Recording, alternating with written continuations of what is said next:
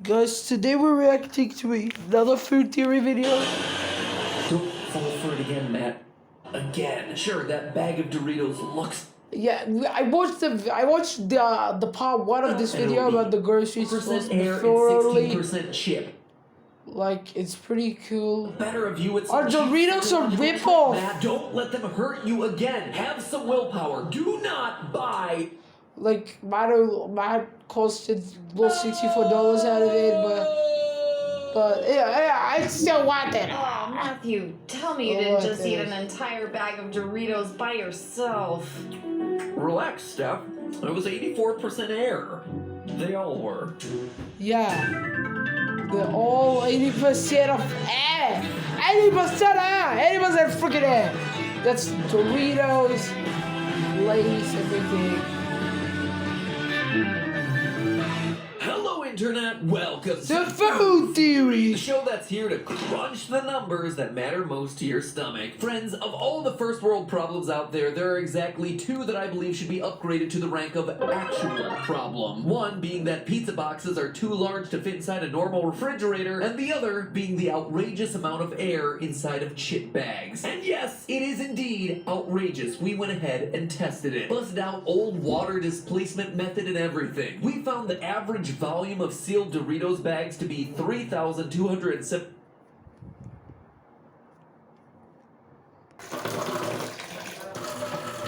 Maybe Doritos contain an outrageous amount of air, but what about water? Yes, guys, I did tape a phone to my shirt for this. Good water. Guys, this channel is called The Anonymous. My handle is The Anonymous Artist for a reason. I want to make everything on this channel as creative, as unique as humanly possible. I don't want them to be all AI, robotic, janky, weird. I want it to have a human feeling. I want it to feel human. That's why I put a clip of me drinking water, to make it feel more human. No cuts, nothing. Just make it feel more human and make this more creative as possible. Let's unpause this. Liters. Meanwhile, the average volume of the chips with all the air vacuumed out was just 525 milliliters. That Seriously? means 84% of what is inside that bag is air. 84%. Wrap your head That's around a that one, freaking friend. lot. It's the equivalent of having a microwave delivered That's a freaking lot. refrigerator box. Like, why? Why are chip manufacturers so incredibly wasteful with their packaging? Why on earth would they willingly pay for more packaging material than necessary to shoulder the cost of shipping air all across the world? They could easily ship the same amount of Doritos in a bag, half the volume, so why don't they simply do that and pay for half as many trucks? Surely there is a reason for this that makes dollars and cents, which leads me to wonder, are chip manufacturers using deceptive packaging to trick consumers into paying more for less? Like how those seemingly huge chocolate bunnies you get around eat. Let me pause this. Now that this thing's unpaused, all I need to do is just check the charging. It's charging and Wind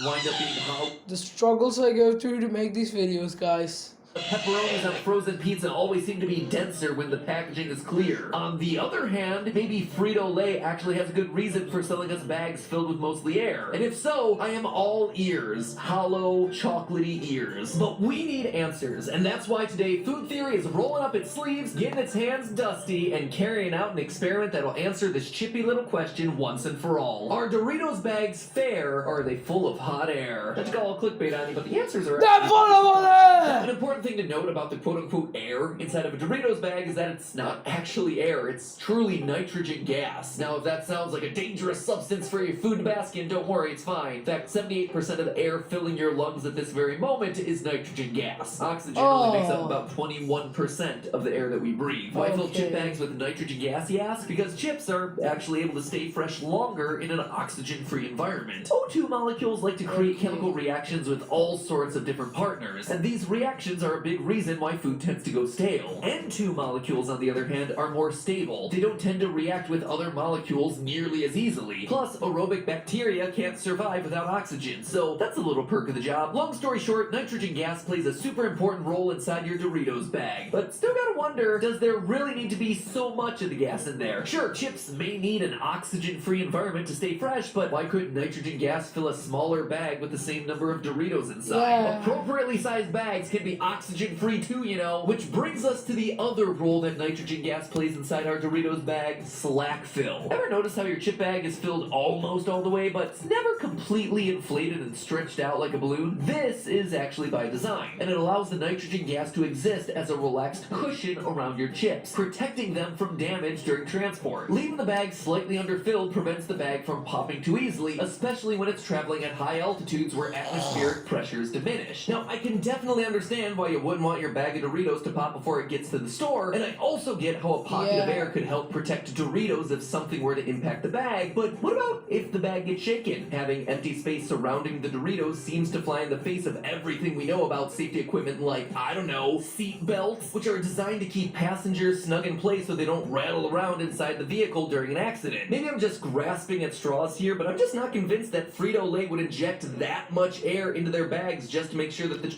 Guys, the thing to do for you guys, I literally had a freaking cable connected to my phone to charge it while recording this. For one thing, nitrogen gas doesn't seem to be doing a heck of a great job protecting the chips from breaking. I sent field researcher Luke out to examine 3 dozen 9¼ ounce bags of Nachos Cheesier. By weighing hundreds of full, unbroken Doritos, we were able to determine that an average Dorito chip weighs 1.81 grams. The contents of a single Doritos bag average 241.5 grams, a bit less than the 262.5 that they claim on the packaging, meaning that our Doritos bags would have held Come on, guys, what the heck? 33 full unbroken chips when they were prepared at the factory. I don't know. But I don't know, by the time guys, they made their but I have journey to from do the this. factory I to have the to do grocery this. store and eventually to Luke's house, only I have to do this. 33.1% of the chips managed to stay intact. I have to 67% of do all the this. Doritos I we have to bought do were this. broken by the time that the bag was opened. This means Really? that while a typical Doritos bag leaves the factory with roughly 133 unbroken chips inside, only about 33 of them arrive at the destination fully intact. 100 break along the way. And look, I get that broken Doritos aren't the worst thing in the world. It's not like we're talking about fine china or a PS5 that gets rendered useless when it breaks in half. Why In my did they have to do experience, that to the broken Doritos are PS5? just as delicious as unbroken Doritos, but still, 67% breaking strikes me as a pretty high casualty rate for a product that supposedly fills its bags with a special gas in order to prevent that very thing from happening. I just can't escape the feeling that at least part of Doritos' goal here is to trick consumers with oversized, deceptive packaging. And so, we designed Probably an experiment to that's test whether it, probably all that that's extra it. airspace in the bag really helps. Or if a different amount of gas might actually be more effective at keeping your Doritos intact. We began by gathering every single unbroken Dorito from all 36 Nacho Cheesier bags. It took a while, but luckily there were plenty of broken Doritos available to munch on whenever hunger struck. We then took 133 of those unbroken Doritos chips and sealed them away inside an empty bag. This, theoretically, is how a typical 9¼ ounce Doritos bag begins life in a factory, before any of the Doritos actually gets broken during the transport process. We called this one the average bag, since it was filled with the average number of Doritos. We made 2 other average bags, each with 133 unbroken Doritos inside, and then sealed all 3 bags with 2,749 milliliters of atmospheric air, giving all of the bags the average 3,274 milliliters of total volume and the typical 84% air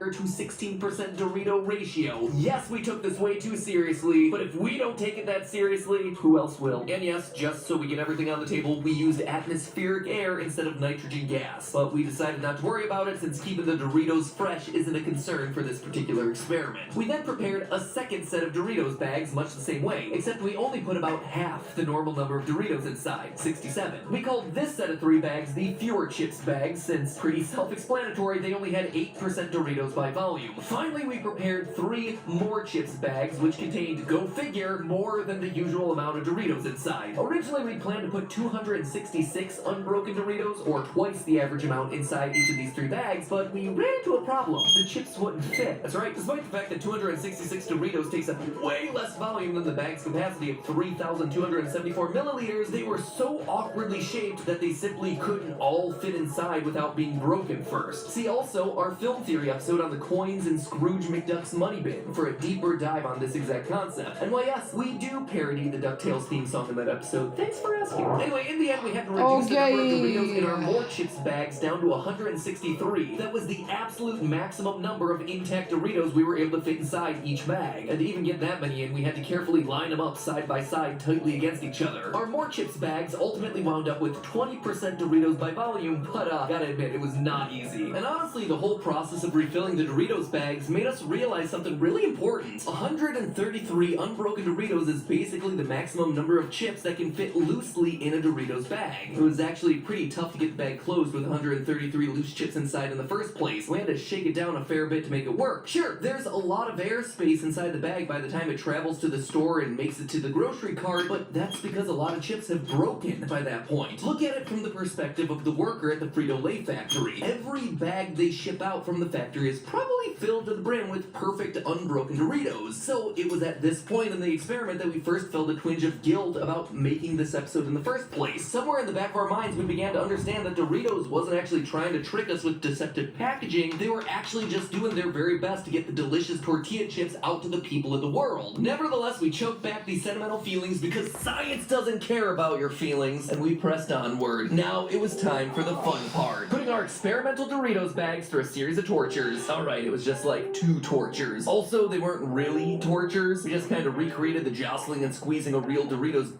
Guys, also very soon, normal reaction videos are gonna come back. Not these extremely unique first-person reaction videos. But if this does become a trend, I'm gonna do these first-person reaction videos exclusively with food theory, or maybe if we have to extend it, exclusively with all the theorist channels. Trying to assess how well each bag's air cushion protected the Doritos inside. Judging by the amount of crunching we heard from each bag, it's fair to say that the fewer chips bag, which contained the fewest Doritos and the largest air cushion, had fewer Doritos broken during the test than the other fuller bags. Right. The second torture, highly scientific test, was to drop the bags onto the ground from a height of 8 feet. This sudden high-impact trial was meant to test the seatbelt theory, that Doritos packed tightly into a bag are better protected than loosely packed Doritos. Finally, after all bags were dropped, it was time to open them up and assess the damage. First up were the more chips bags, and these guys had a rough time under that 25-pound weight. I wasn't expecting a whole lot of Doritos to be intact, and I was certainly right to think that. Of the 163 Doritos we packed inside each more chips bag, only 33 of the chips made it out unscathed on average, for a breakage rate of nearly 80%. Next, we opened up the average bags. By design, 33.3 chips per bag made it through our Doritos tortures unbroken, for a breakage rate of about 70. Performed the more chips bag. Not only was its breakage rate lower, but the average bag actually produced more unbroken chips overall, which is surprising since it had fewer chips to work with. Last but certainly not least, we had ourselves the fewer chip bags. Well, I guess they actually are least since they have the fewest number of chips, but whatever. I still think they're pretty great. Anyway, an average of 14.7 of every 67 chips made it. These are clearly Photoshopped. This is just a normal Doritos bag. This is a Doritos bag using a string brush.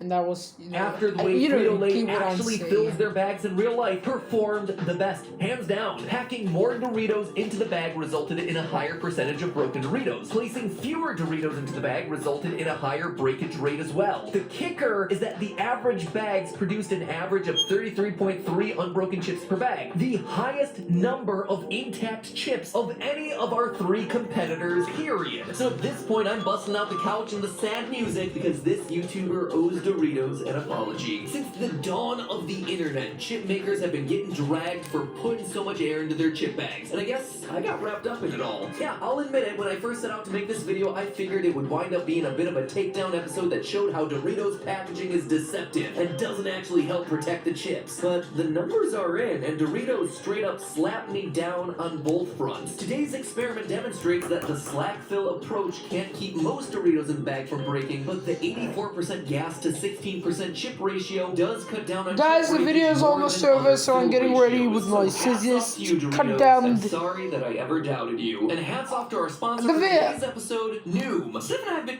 Guys, while the sponsor plays, let's just talk. I really like making these videos, and if you want me to make more, and I'm gonna be bringing back normal reaction videos, like the normal webcam in the top right corner of the video, with the normal video being screen recorded and played in OBS kind of reaction videos that basically everybody does. But if you want me to do this alongside that, I might do this exclusively for Game Theory. But sorry guys, I was getting my scissors ready when the video was ending, and well, I guess I had to get it sooner.